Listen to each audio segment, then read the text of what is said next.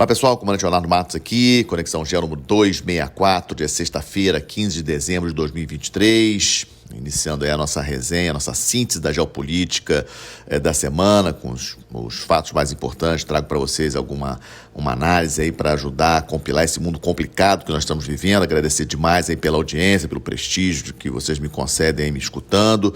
Aqueles que ainda não seguem o canal no YouTube, peço considerar fazê-lo.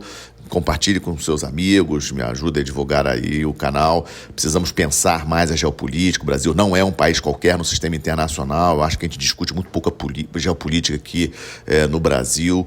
E essa é a intenção do Conexão Geo. O tema principal que trago para vocês hoje, coloquei como título desse Conexão Geo 264, o conflito pelo Essequibo mais distante. Eu digo mais distante, eu já tinha falado nos últimos podcasts de que achava difícil a Venezuela ter uma ação militar contra a Guiana pela região do Essequibo. Lembrando vocês, 70% do território da Guiana foi confirmado como parte da Guiana inglesa em 1899, um laudo arbitral que a Venezuela contesta. A situação, essa questão está na Corte Internacional de Justiça, e o fato relevante da semana foi o encontro dos presidentes de Venezuela e Guiana lá em São Vicente e Granadina, no Caribe, ontem, com a presença de representantes da ONU, da Colômbia e do ex-chanceler do Brasil, o embaixador Celso Amorim. E eu acho que prevaleceu o bom senso e, dessa vez, o peso do Brasil, porque ficaria realmente muito mal para o Brasil, pegaria muito mal para o Brasil se a Venezuela invadisse militarmente a Guiana. E a impressão que eu tenho que a Rússia não se envolveu como alguns pensavam que ela ia se envolver. Ela não se comprometeu com a Venezuela, tipo assim, eu vou garantir, você pode invadir que eu vou te garantir. A Rússia está, obviamente, muito envolvida com o conflito lá na Ucrânia, não teria condições de enviar qualquer tipo de meio militar da Rússia para tentar apoiar de alguma forma a Venezuela numa ação militar. Uma coisa é você enviar técnicos para fazer manutenção de equipamentos.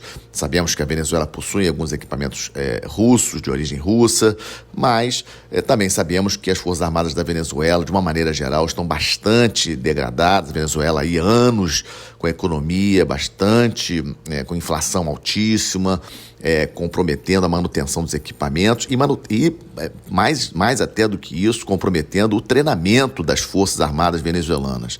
Eu já tinha colocado isso anteriormente, achava muito difícil a Venezuela fazer uma ação militar contra a Guiana, até porque o grau de treinamento das Forças Armadas da Venezuela está bastante degradado. Mesmo fazendo uma comparação de força entre Venezuela e Guiana, a Venezuela tem uma força armada muito superior a da Guiana. A reunião de ontem em São Vicente de Granadina, a declaração final saiu tarde, mas o mais importante dali, marca uma nova reunião para daqui a 3 meses, no prazo até 3 meses, no Brasil, ou seja, mostrando aí o protagonismo brasileiro nessa questão e garantindo que não haverá nenhuma ação militar entre os dois. Tem 2 pontos importantes. A Guiana se coloca favorável à Corte Internacional de Justiça, dizendo que vai cumprir o que a Corte Internacional de Justiça lá de Haia disser, mas a Venezuela fez questão de colocar na declaração conjunta que não vai aceitar a posição da Corte Internacional de Justiça. Tipo, a Corte Internacional de Justiça, vamos supor que ela se posicione a favor da Guiana, a Venezuela já disse que não vai aceitar. Ou seja, vai manter essa questão do Essequibo. Temos que lembrar que o Maduro fez isso olhando as eleições do ano que vem, né? O objetivo do Maduro é se perpetuar no poder, considerando a questão bastante séria na Venezuela, em termos de economia, ainda segue muito ruim. O Maduro tinha que abraçar alguma causa que realmente fosse uma causa nacional. A questão do Essequibo é uma questão nacional, uma questão que, inclusive, a própria oposição venezuelana também concorda. Pelo ímpeto que nós vimos no presidente Maduro e nos seus ministros, logo após o plebiscito do dia 3 de dezembro, a impressão que dava até é que a Venezuela efetivamente poderia fazer alguma ação militar em termos de tomar o território do Essequibo à força, alguma coisa nesse sentido. Mas fico com a impressão dessas dois pontos importantes. A posição do Brasil pegaria muito mal para o presidente brasileiro, que se posiciona como líder regional, e o Brasil tem mesmo que ser líder regional. E o presidente brasileiro já tinha se pronunciado, inclusive quando estava na COP28 lá em Dubai, de que não acreditava, que pedia para os dois lados se entenderem, etc. Ou seja, como um garantidor da paz ali naquela região. E a presença do ex-chanceler brasileiro, o embaixador Celso Amorim, que muitas vezes foi na Venezuela, na época que o presidente da Venezuela era o ex-presidente Chávez, na época agora do presidente Maduro, o Celso Amorim já esteve lá também. Eu pegaria muito mal para o Brasil, que é um parceiro importantíssimo da Venezuela, se a Venezuela fizesse uma ação militar contra a Guiana. E também acho que, como falei inicialmente, a Rússia não deu nenhuma garantia à Venezuela de que iria posicionar militarmente para defender a Venezuela, caso, por exemplo, os Estados Unidos viessem em socorro à Guiana. Então, a princípio, eu acho que a questão do Essequibo está controlada, deve haver um novo encontro entre os presidentes de Venezuela e Guiana aqui no Brasil, em até 3 meses, ou seja, até março deverá ocorrer uma outra reunião, outro encontro entre os dois presidentes aqui. Eu não acredito, não estou conseguindo ver agora essa questão escalar para um conflito. Mas o Maduro vai continuar falando que a região é da Venezuela, etc., para manter a questão do nacionalismo, porque o foco dele é a sua manutenção no poder, a reeleição dele nas eleições de 2024.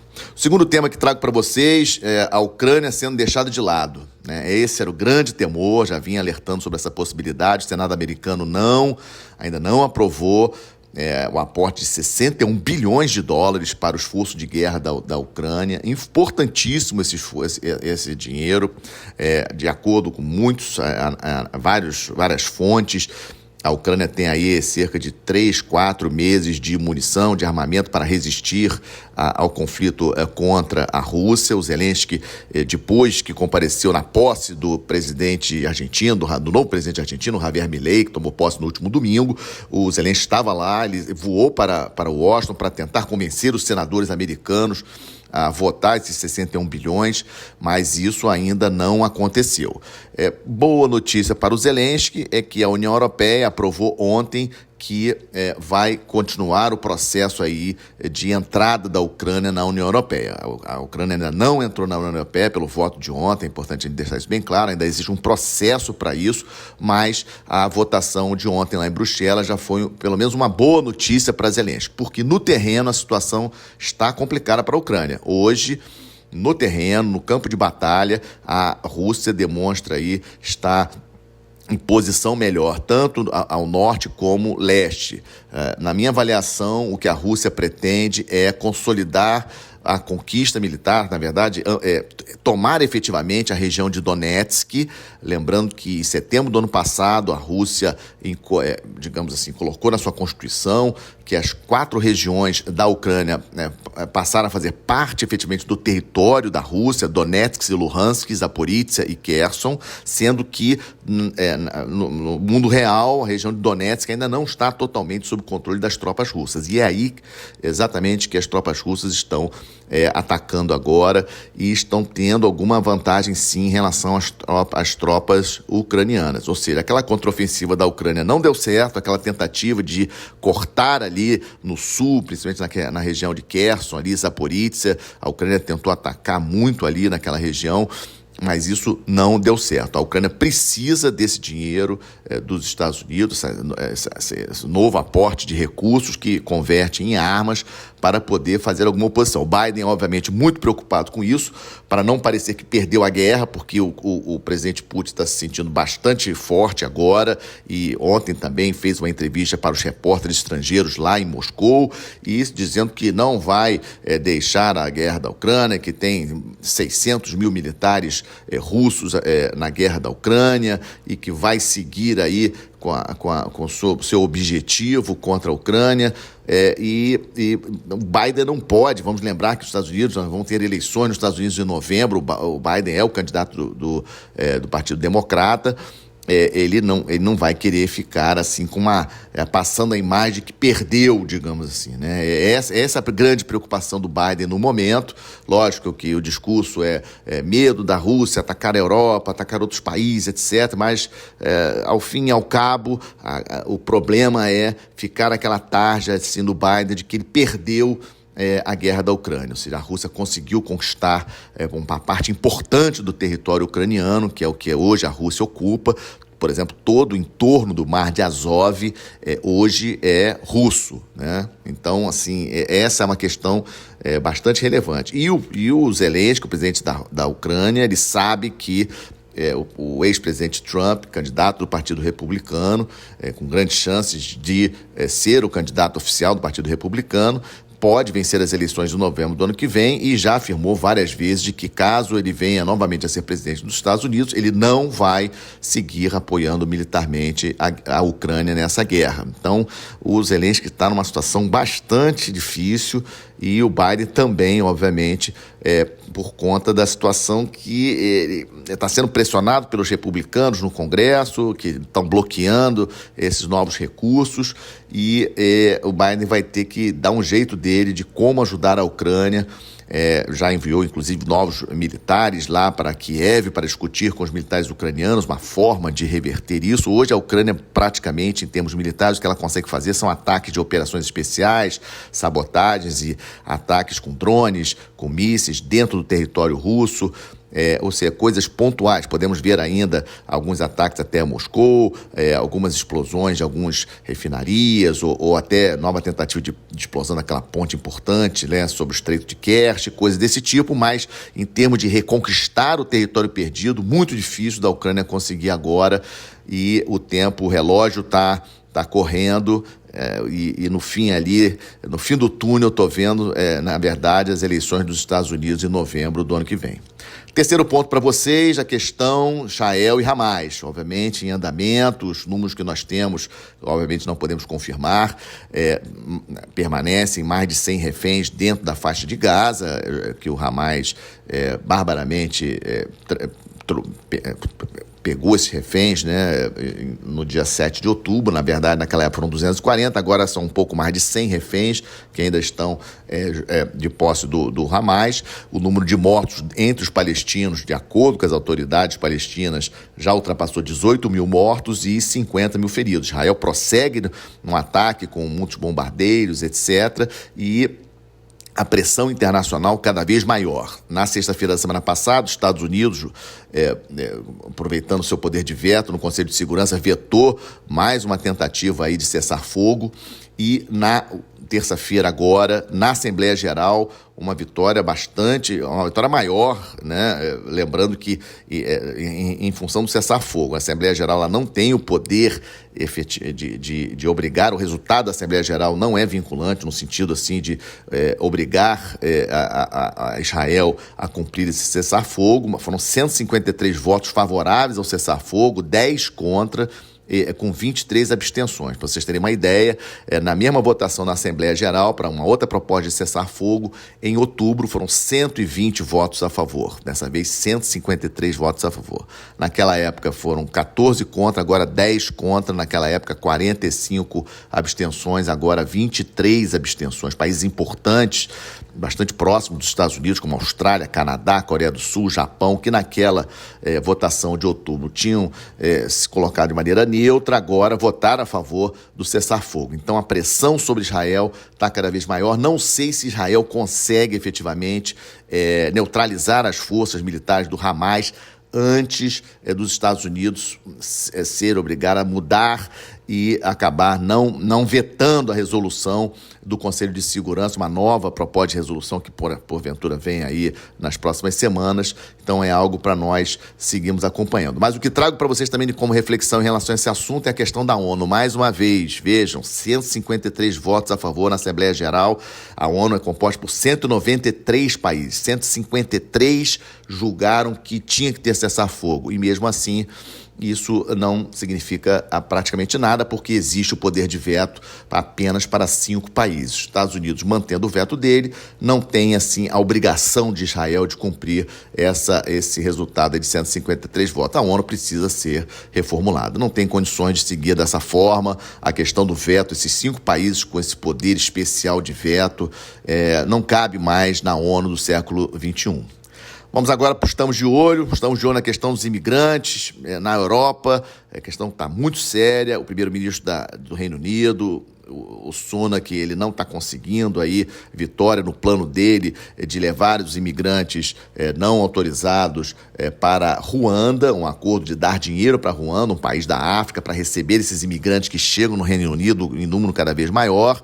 E também o Macron, presidente da França, que também não teve aprovado o plano dele em relação aos imigrantes na França, ou seja, 2 países importantíssimos da Europa. A Europa tem essa questão dos imigrantes, que eu sempre falo, uma questão muito séria para a Europa, em função da desigualdade socioeconômica entre a Europa, Oriente Médio, os países como Afeganistão, Síria e os países da África de uma maneira geral. Os imigrantes acabam indo para a Europa, e isso pressiona os países, aumenta o nacionalismo, e vamos ver novos países, em futuras eleições na Europa, inclusive no Parlamento Europeu, que as eleições ocorrerão em junho do ano que vem, um aumento dos partidos mais à direita, mais nacionalista, contra exatamente os imigrantes. Vamos ficar de olho, essa questão dos imigrantes é uma questão muito séria na Europa. Em relação da transição energética, estamos de olho, vamos ver o que vai acontecer no futuro. COP28, como eu falei na semana passada, o resultado muito abaixo da necessidade, inclusive o título de uma matéria da Bloomberg, da agência de notícias Bloomberg, ontem. Interessante, a COP28 foi boa para as celebridades, mas ruim para o clima global. Quis trazer para vocês esse título da Bloomberg, desse artigo da Bloomberg, porque retrata exatamente o que eu acho. A declaração final é muito aquém do desejado em termos de redução de uso de combustíveis fósseis, como carvão, gasolina e gás. Os países que possuem esses recursos querem usar esses recursos o máximo possível antes de efetivamente entrar na questão da emissão zero de CO2. E a outra questão que trago para vocês do Estamos de Olho, as eleições em Taiwan, que se aproximam, né? Já estamos a menos de um mês das eleições. As eleições presidenciais ocorrerão lá em Taiwan no dia 13 de janeiro de 2024. O candidato da atual presidente, que é o vice-presidente, ele é candidato dela, ela não pode ter um terceiro mandato, ela está completando seu segundo mandato.